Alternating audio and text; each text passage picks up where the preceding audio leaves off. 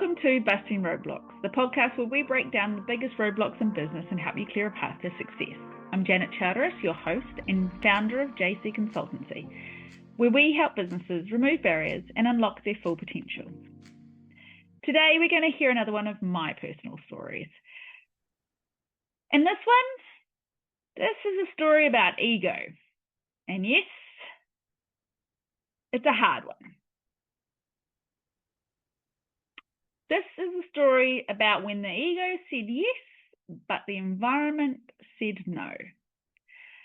To give you some background, I am about a quarter of the way through my MBA, working for a really lovely corporate organisation that I've really enjoyed working for the last 3 or so years.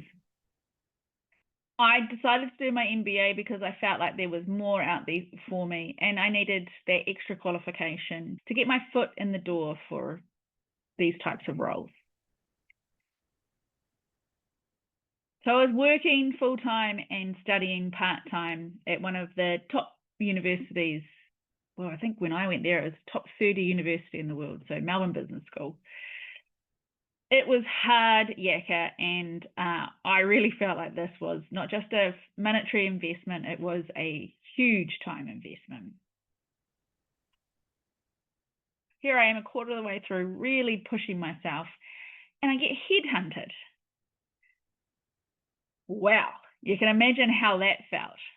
Absolutely validating. I was being recognized for the investment that I was putting into myself, and it was clear I was ready for that next challenge.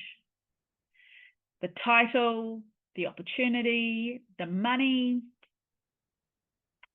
it felt pretty good. So hello, ego, right? So I jumped. I took the role, bought into the story that the CEO was telling me. They needed me to bring in innovation, bring in some structure, and bring in some commercial thinking, and bring it into an area that I didn't know that well. So I had worked in traditional corporate FMCG broadly prior to that. In that environment, you might get one opportunity, maybe two, to put new products on shelf or to change any kind of pricing.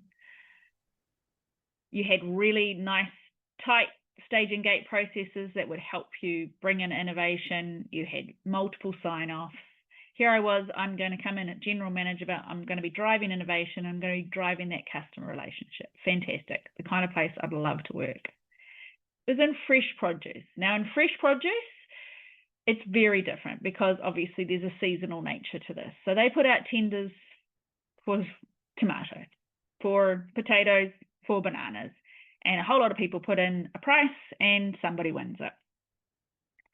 And I think this is one of the many reasons they went, we need some more structure in here, because prior to me arriving, they had lost 2 major tenders, one banana, one tomato. And you might think, that's not a big deal. It's a big deal. Fresh produce is a multi-billion-dollar industry. And obviously you're out there securing or growing all of this fruit before the tenders. So if you miss that tender because you've planned to win it, you are now left with a surplus of bananas and you have to find a way to get rid of it. So I dove into this role. I brought in structure, and not a heap of structure, because as you may have heard in my previous podcast, particularly when I was younger, didn't love structure, felt like processes were just there to slow things down. So I brought in, for example, with the tender process, instead of the guys just chucking a number out there, I gave them an Excel spreadsheet. It had 3 cells. What's my buy price? What's my sell price? And it had literally, the cell below would turn green or it would turn red. And in the background, it was processing all of the cost information. So the guys didn't have to think about it. This is what the farm said they can sell it to me for. This is what I have to sell it to the retailer for. Am I making enough money for the company to say yes to it? Super simple, right? I went out to the farm, went out and met all the farmers, figured out what our capacity was like, figured out what our capabilities, so how we processed, for example, potatoes, bringing them off the farm, how it went through, what was available if we wanted to do some innovation and add something onto the end of lines. I even started building CapEx plans for investment that I felt we needed so that we could have more consumer-focused innovation. I was doing everything right. on paper, right? The CEO had told me this is what he wanted from me. The CEO did not sit in the office that I sat in, nor did anyone else in senior management. I sat in Melbourne office on top of the fresh produce market with what can only be described as a rhythm of chaos. It was a totally different environment. Where I'd come from, OH&S was respected, decision-making was respected, and process was respected. Here, anything went. It was their norm, and they were comfortable with it. I thought they wanted structure. I thought the whole team had bought into it, and I thought I was being supported at implementing that. And when I did implement it, the CEO was on the phone going, "This is amazing." The head of sales was on the phone saying, "This is great, Janet. This is exactly what we need." But I was getting pushback from the people who actually needed to implement it. So the culture was not ready for what I was going to bring. It was frustrating. It was incredibly confusing. And honestly, it was a little isolating because I was down there in Melbourne doing my thing going, no one here wants this. They're all really happy with the status quo, and no one here is driving this other than me. My intent was to improve what we were doing, not to slow it down, not to add process where it wasn't needed. And they were resistant to change. It's not going to surprise you that I parted ways with this company with the tail between my legs because I was gutted. I thought I was doing everything right, and here it was not working because I couldn't get any traction and I had no support to get any traction. So I was like, no, either you guys want this or you don't, but it is the right thing to be doing. I felt like I'd failed massively. And it took me a little while to turn around and reflect and go, I had failed, but not in what I was trying to implement. I failed to ask the right questions. It really wasn't a question about my capability. It was about a question about fit and timing. This company needed this type of role, but they needed more cultural work and more buy-in to make it happen. So a little bit of the cart before the horse. Sometimes even the best ideas don't work if the environment isn't ready for them, right?